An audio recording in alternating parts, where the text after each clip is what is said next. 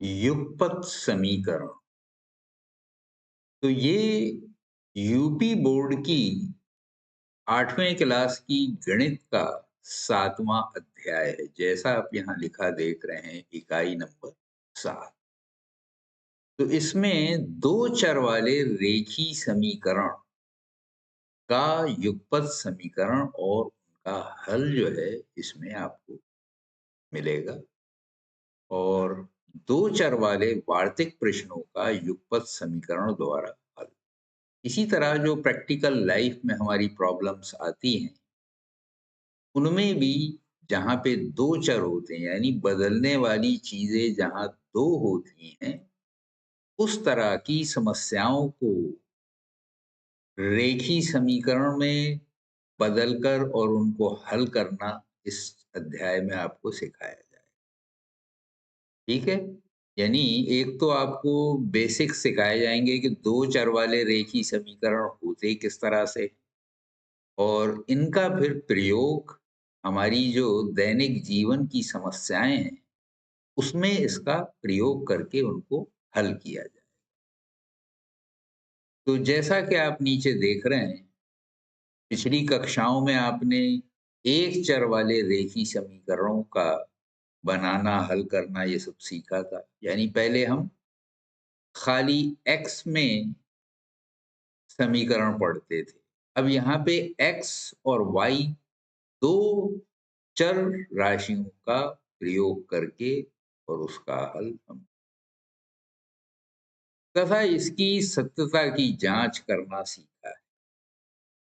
तो वहां पे आपने एक चर वाले यानी खाली x वाले समीकरण पढ़े थे, और वहां पे एक ही समीकरण द्वारा उसका हल हो जाता था। यहाँ पे 2 चर होंगे और उसके लिए 2 समीकरण हम बनाएंगे और उसके द्वारा उसको हल करेंगे। तो 7वीं कक्षा में आपने ये एक चर वाले सीखे थे, और यहाँ 8वीं क्लास में 2 चर वाले रैखिक समीकरण यानी लीनियर इक्वेशन, इंग्लिश में इसे लीनियर इक्वेशन कहते हैं। तो इसके लिए 2-2 समीकरण आपको 2-2 इक्वेशन यानी मिलेंगे। इसका जनरल फॉर्मेट होता है ax + by + c = 0। अगर 2 समीकरण बनाएंगे तो यहाँ पे जो इसके गुणक हैं उनको आप बदल देंगे, जैसे इसमें दिखाया गया है। यहाँ पे a1 b1 c1 लिया, दूसरे में a2 b2 तथा c2 लिया। तो ये चर राशियां जो हैं यानी x और y, ये इन गुणांकों के द्वारा 2 अलग-अलग रिलेशंस में या समीकरण में आपको मिलेंगे और उनके द्वारा आप हल ढूंढेंगे। ठीक है? तो ये था इंट्रोडक्शन युगपत समीकरण का, यानी भूमिका। तो देखिए, जैसा कि अभी मैंने आपको बताया, ये 2 समीकरण मान लीजिए दिए हुए हैं, a1 x + b1 y + c1 = 0 और a2 x + b2 y + c2 = 0। इसमें देखिए x और y दोनों में मौजूद हैं। तो ये x और y जो हैं, ये 2 चर राशियाँ, यानी वो राशियाँ जो बदलती हैं, जिनका मान बदल सकता है। और इसमें ये a1 b1 c1 और इसमें ये a2 b2 c2, ये अचर राशियाँ, यानी इनका मान फिक्स होता है, स्थिर होता है। ये अचर राशियाँ यानी ये बदलती नहीं, जिसे इंग्लिश में कांस्टेंट कहते हैं। और x और y जो हैं, ये वेरिएबल है। तो इस प्रकार के समीकरणों को युगपत समीकरण कहते हैं, और इस तरह के जो समीकरण हैं, इन्हें हम युगपत समीकरण कहते हैं। युगपत का अर्थ साथ-साथ होना। तो चूंकि इसमें x और y साथ-साथ, देखिए यहाँ भी x और y साथ-साथ हैं और यहाँ भी। अब इसमें 2 अलग-अलग वेरिएबल्स लिए गए हैं और इनके रिलेशन जो हैं, एक रिलेशन ये दिया है और एक ये। दोनों के द्वारा हम x और y का मान निकालेंगे। ठीक है? यानी अलग-अलग 2 कंडीशंस दी हैं एक ही बारे में, तो इसमें यहाँ हम देखेंगे कि प्रथम समीकरण में x के सापेक्ष y के मानों में से x और y के जो मान द्वितीय समीकरण को संतुष्ट करता है वही युगपत समीकरण का हल हो। यानी इससे x और y का वो मान जो इस पूरे समीकरण को संतुष्ट करे और वही मान अगर इसको भी संतुष्ट करे तो इन दोनों का वो हल कहलाएगा। यानी x का वो मान और b का वो मान जो है इन दोनों का हल कहलाएगा। यानी x और y के वो मान जो दोनों समीकरणों को एक साथ संतुष्ट करें तो वो इसका हल हो। ठीक है।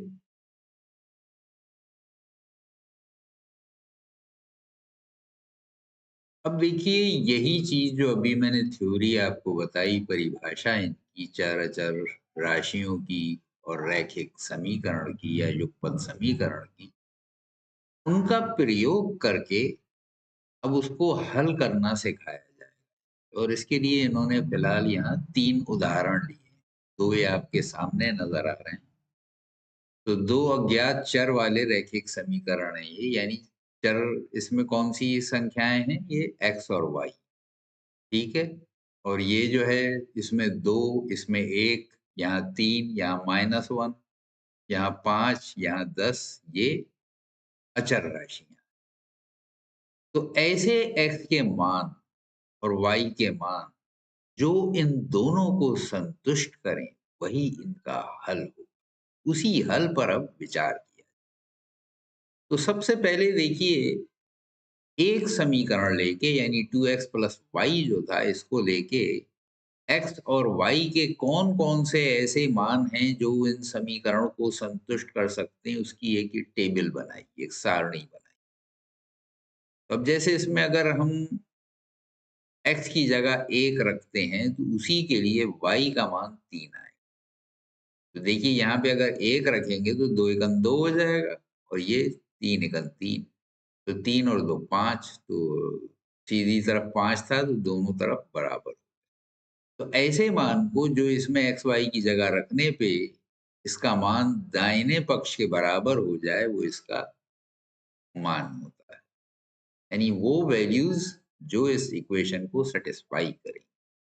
तो 1 और 3 ऐसे 2 मान हैं एक्स और वाई के जो इसमें रखने पे ये समीकरण संतुष्ट हो। और ये एक ही नहीं है, ये अलग अलग वैल्यूज इसकी आ सकती। एक्स और वाई के मान अलग अलग भी लेंगे तो वो इसको संतुष्ट कर सकते।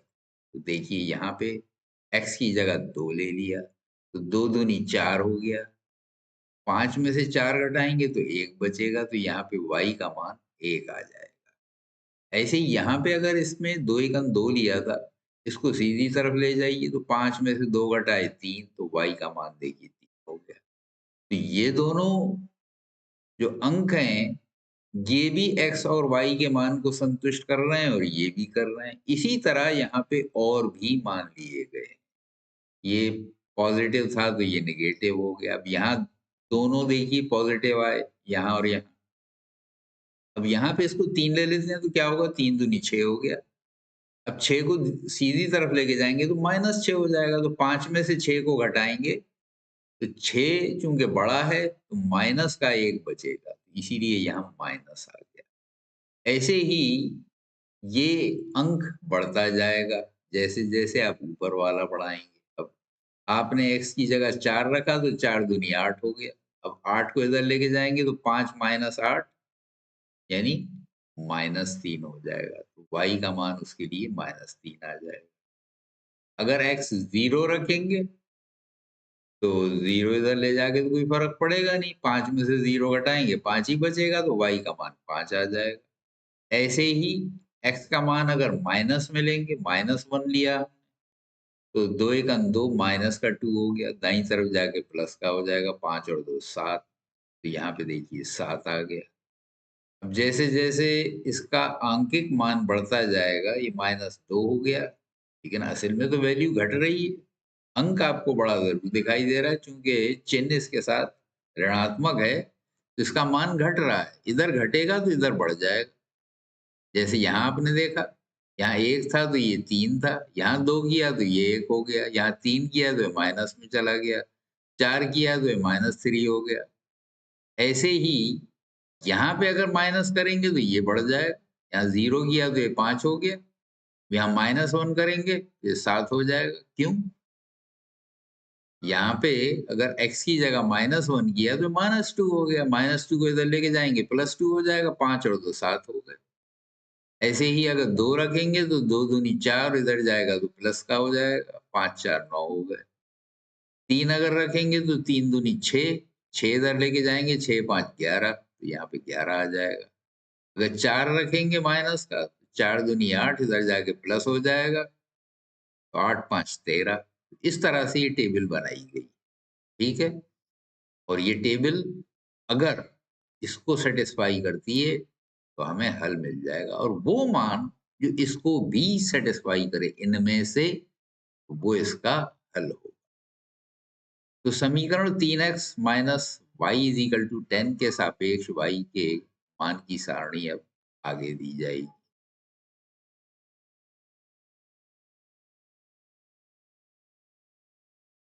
तो अब देखिए यहाँ पे ये जो इक्वेशन था 3x minus y is equal to 10, अब इसमें इनके मानों से संतुष्ट कराया जाएगा। यहाँ पे आप x की जगह 1 रखिए तो 3 एकम 3 हो जाएगा, इधर जाके नेगेटिव हो जाएगा तो 10 में से 3 गए 7। मगर ये पॉजिटिव आया मगर यहाँ y माइनस का है तो minus y is equal to 7 आ गया। तो अगर हम माइनस से दोनों तरफ गुणा करेंगे तो ये y इज इक्वल टू -7 हो जाएगा। इसीलिए यहाँ पे देखिए माइनस आया, यानी इसकी वैल्यू हम x की पॉजिटिव ले रहे हैं, वो दाईं तरफ जाके नेगेटिव हो जाता है, ठीक है? और फिर वो 10 में से घट जाएगा। जैसे यहाँ पे अगर 2 लेंगे तो 2 तिये 6, अब 6 इधर जाएगा तो 10 माइनस 6 4 हो जाएगा।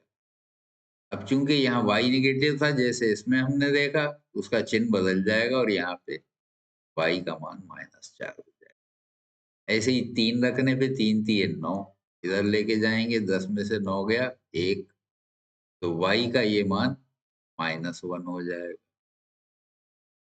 अब 4 इसको लेंगे तो 4 तिये 12, 12 को इधर लेके जाएंगे तो 10 माइनस 12 माइनस का 2 बचेगा, तो minus y is equal to -2, तो y बराबर 2, माइनस से दोनों तरफ गुणा कर दिया, तो ये पॉजिटिव आ जाएगा, ठीक है? 0 लेंगे अगर x की जगह तो y का मान -10 हो जाएगा।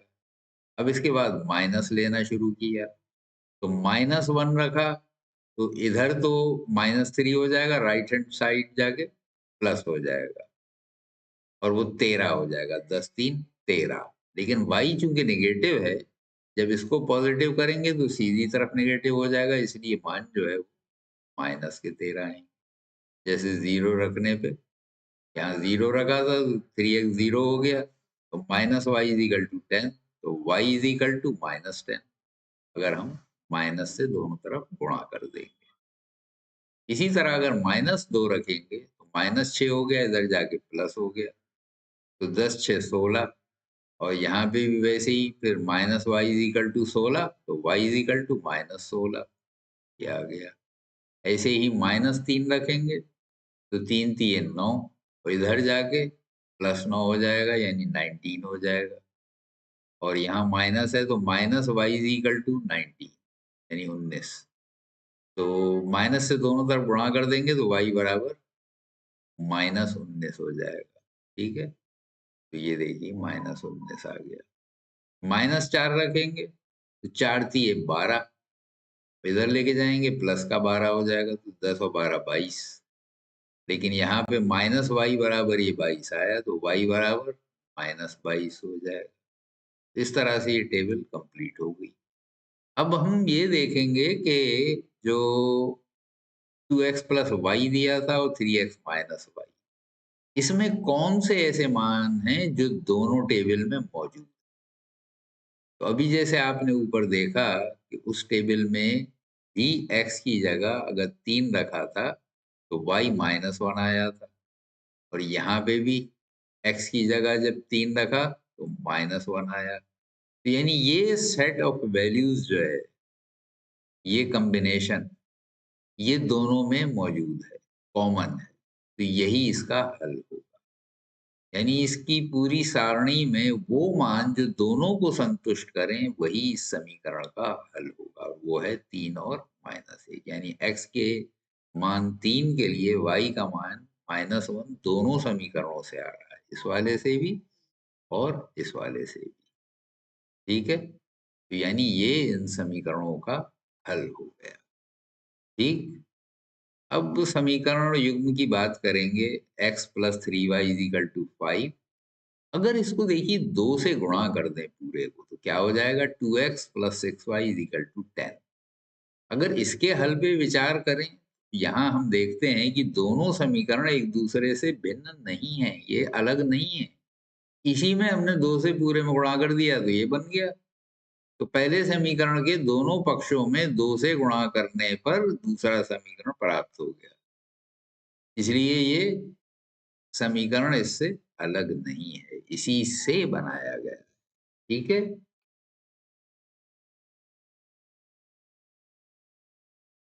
अब देखिए, यहाँ पे अब हम समीकरण युग्म x + 3y = 5 और 2x + 6y = 10 के हल पर विचार करें। तो जैसा कि देखने से पता चलता है, यहाँ ये x था, ये 2x हो गया है, 3y, यहाँ 6y, यहाँ 5, यहाँ 10। तो जितना भी समीकरण है, यानी उल्टी तरफ और बाईं तरफ, बाएं पक्ष और दाएं पक्ष, दोनों में 2 से गुणा कर दिया गया है। तो अगर इसका हल पे आप विचार करेंगे, तो इसमें कोई भी मान रखेंगे x और y का, वो इसको भी संतुष्ट करेगा, क्योंकि इसी में 2 से गुणा करके ये बनाया गया है। ठीक है? तो ये एक दूसरे से अलग नहीं है। ये एक ही चीज के 2 अलग-अलग रूप हैं, एक ही समीकरण के 2 रूप। तो पहले समीकरण के दोनों पक्षों में 2 से गुणा करने पर दूसरा समीकरण बन गया है। तो जो मान इसको संतुष्ट करेगा, वही इसको भी करेगा। अतः ये दोनों समीकरण स्वतंत्र समीकरण नहीं हैं, बल्कि एक ही समीकरण को प्रदर्शित करते हैं। इसलिए x और y के अनंत मान संतुष्ट करेंगे। यानी जो भी मान रख दीजिए, जो इसमें रखेंगे वही इसको भी सेटिस्फाई करेगा। जहां भी मर्जी रखते चले जाइए, इसको करेगा तो इसको भी करेगा। तो यहाँ विशेष रूप से ध्यान देना है कि 2 अज्ञात चर वाले समीकरण का अद्वितीय हल प्राप्त करने के लिए 2 विशिष्ट समीकरणों की आवश्यकता होती है। विशिष्ट यानी अलग-अलग, जिसमें रिलेशन सेम ना हो, अलग हो। ठीक है? यानी इनके जो गुणक हैं, उनमें यही रेशियो नहीं होना चाहिए जो यहाँ है। जैसे यहाँ 1/3 का था, यहाँ भी 1/3 का है। यहाँ ये 5 था, यहाँ 10 हो गया। तो यहाँ जैसे ये संख्याएँ दुगनी हो गई, यहाँ पे ये संख्या दुगनी हो गई दाएँ पक्ष। तो ऐसे का हल नहीं मिलेगा। ऐसे में हम हल ढूँढने चलेंगे, तो सैकड़ों, हज़ारों, लाखों हल मिलेंगे, यानी अनंत हल। जो मान भी रख दिए, अगर एक को सैटिस्फाई करेगा, तो दूसरे को भी करेगा। ठीक है?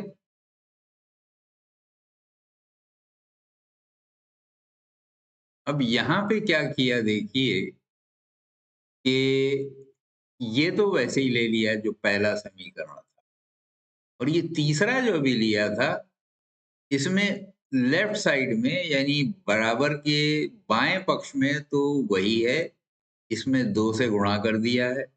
लेकिन 5 को 2 से गुणा नहीं किया, बल्कि उसकी जगह 5 की जगह 7 ले लिया।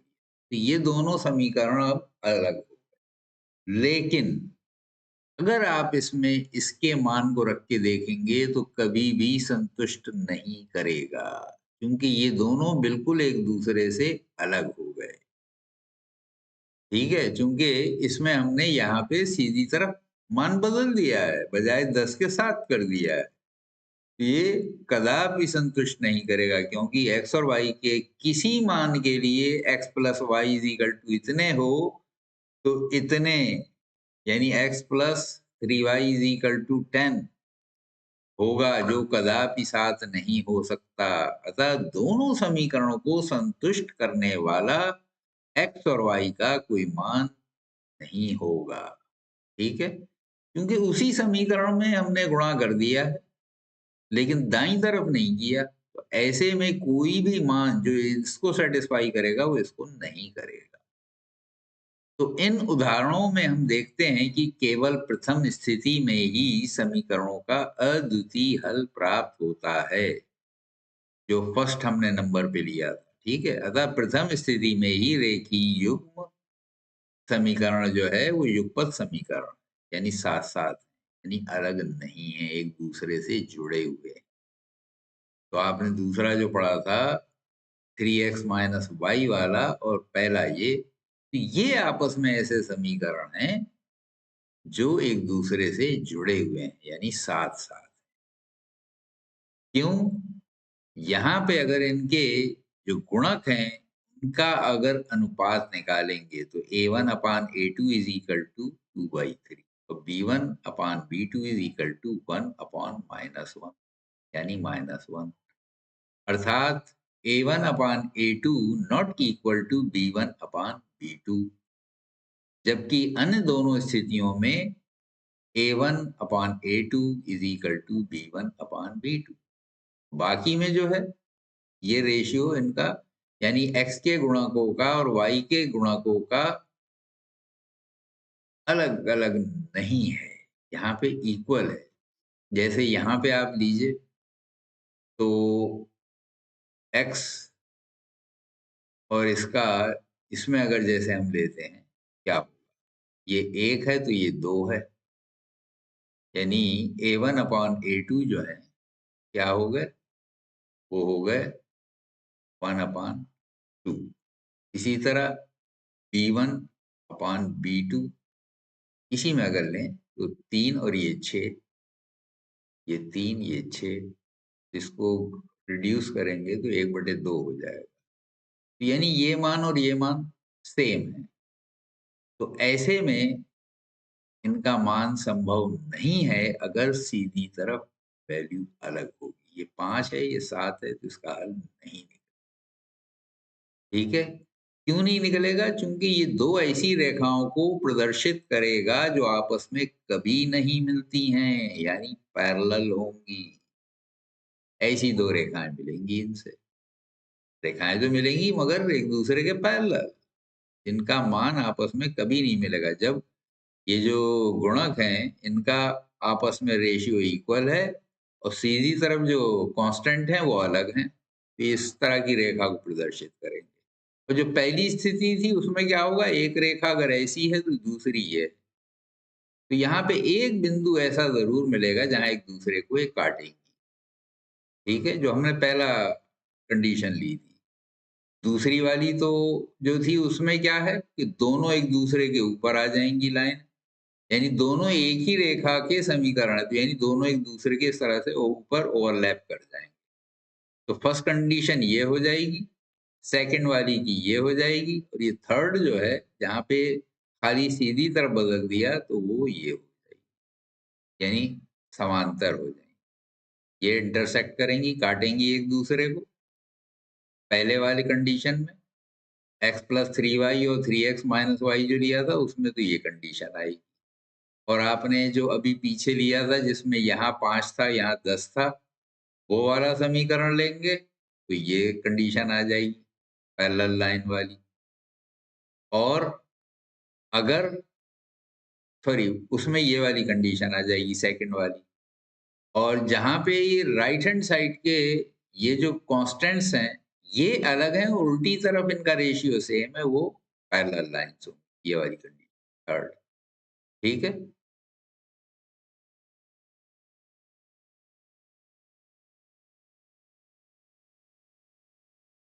तो कुल मिला के हम ये निष्कर्ष निकालते हैं कि जब इस तरह के दो युगपत समीकरण आए कि दो अज्ञात चर वाले रैखिक समीकरणों a1x plus b1 y plus c1 is equal to 0 तथा a2x plus b2 y plus c2 is equal to 0 को युगपत समीकरण कहते हैं यदि कंडीशन ये है कि इसका कोफिशिएंट और इसका, यानी a1 अपान a2, यानी x के दोनों गुणकों का जो आपस में अनुपात है वो अगर y के गुणकों का अनुपात नहीं होगा, तभी ये ऐसी दो लाइनें प्रदर्शित करेंगे जो एक दूसरे को काटेंगी, और ये बिंदु जहां पे एक दूसरे को काटती हैं, यही इसका हल होता है।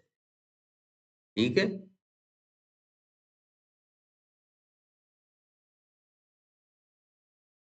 तो देखिए, अभी आपने जो समीकरणों के बारे में पढ़ा, अब उसको हल करने की जो विधियां हैं, वो वैसे तो आप कई तरीके से कर सकते हैं। अब जैसे एक आपने सारणी वाली अभी पढ़ी, मगर उसमें क्या है कि सारणी अगर हम बनाते हैं और मान लीजिए जो हल है वही इत्तेफाक से हमने मान नहीं लिया, तो हम ढूंढते रहेंगे, मान एक दूसरे में टैली नहीं करेगा।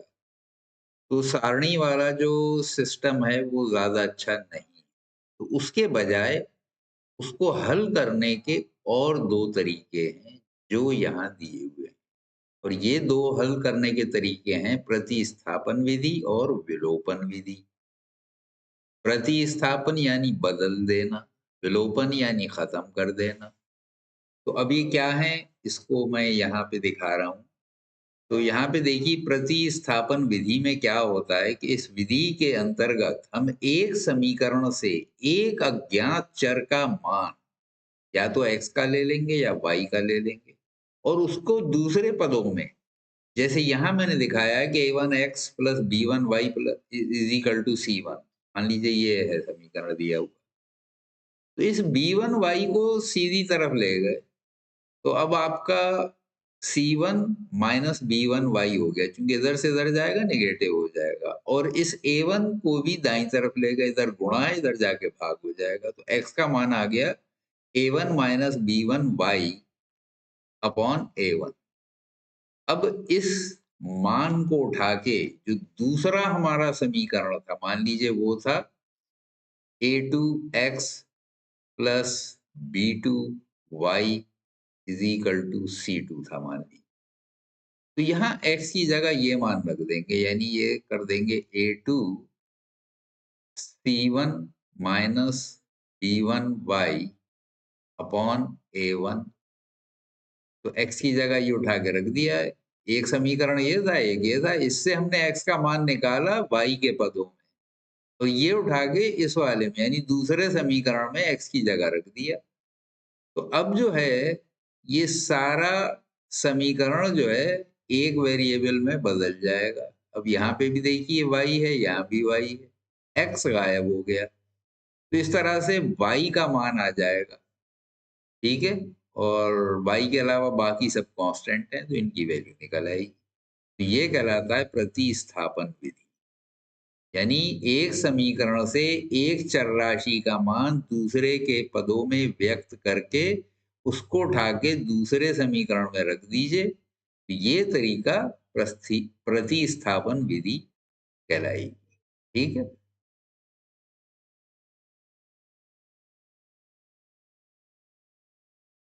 तो अब देखिए, बात करते हैं विलोपन विधि, जो दूसरे नंबर पे वहां दी थी। तो यहाँ पे क्या है, कभी कभी दिए गए युगपत समीकरणों को मात्र जोड़ने अथवा एक दूसरे से घटाने पर एक चर का विलोपन हो जाता है, यानी एक गायब हो जाता है। अब जैसे ये दो इक्वेशन लिए थे, इनको अगर जोड़ दें, यानी बगैर चिन्ह बदले ऐसे ही ले लें और प्लस माइनस कर दें, तो क्या होगा, इससे ये कैंसिल हो जाएगा, बचेगा क्या, ये दोनों जुड़ जाएंगे। 5x is equal to 15। तो x बराबर 15/5, तो 5×3 = 15, यानी x का मान देखिए 3 आ गया। तो यहाँ पे जोड़ने से ही काम बन गया। तो इस तरह का जो मेथड है वो विलोपन विधि कहलाती है। और अगर ये बराबर नहीं होते, जैसे यहाँ पे हम अगर x को खत्म करना चाहें तो क्या करेंगे, इस वाले में 2 से गुणा कर, वो सॉरी 3 से गुणा कर दीजिए, और इसमें 2 से कर दीजिए, तो दोनों के गुणक 6 हो जाएंगे, और फिर घटा दीजिए। तो इनमें से अब यहाँ पे तो सामने दिख रहा था कि एक प्लस है एक माइनस है, और इनके कोफिशिएंट भी बराबर है, गुणक भी बराबर है, इसका +1 है इसका -1 है, तो सीधा एक दूसरे से कैंसिल हो जाएगा। हमने आसान रास्ता ये चुन लिया। तो इस तरह का जो मेथड है वो कहलाता है इस प्रकार के युगपत समीकरण को हल करने की क्रिया का विलोपन विधि। ठीक है, इस विधि को विलोपन विधि कहते हैं। तो यदि किसी भी चर के गुणांक समान अथवा विपरीत चिन्ह के साथ समान न हो तो किसी भी एक चर के गुणांकों को समान कर लेते हैं। जैसे अभी मैंने बताया कि अगर x वाले को करना है तो पहले समीकरण में हम क्या करेंगे, 3 से गुणा कर देंगे, और जो दूसरा समीकरण है इसमें 2 से गुणा कर देंगे, तो 3 दूनी 6 ये भी हो जाएगा, और यहाँ पे 2 तिये 6 हो जाएगा, और फिर घटाएंगे तो एक दूसरे से कैंसिल हो जाएंगे और y का मान आ जाएगा। ये विलोपन विधि हो गई। दोनों विधियां आप सीख ली। अब हम आगे सेकंड वीडियो में इसके मान कैसे निकालेंगे, बाकायदा जो क्वेश्चंस लेके उसमें हल करके दिखाएंगे। तो ये जनरल थ्योरी और मेथड जो है आपको इस वीडियो में मैंने समझा दिया।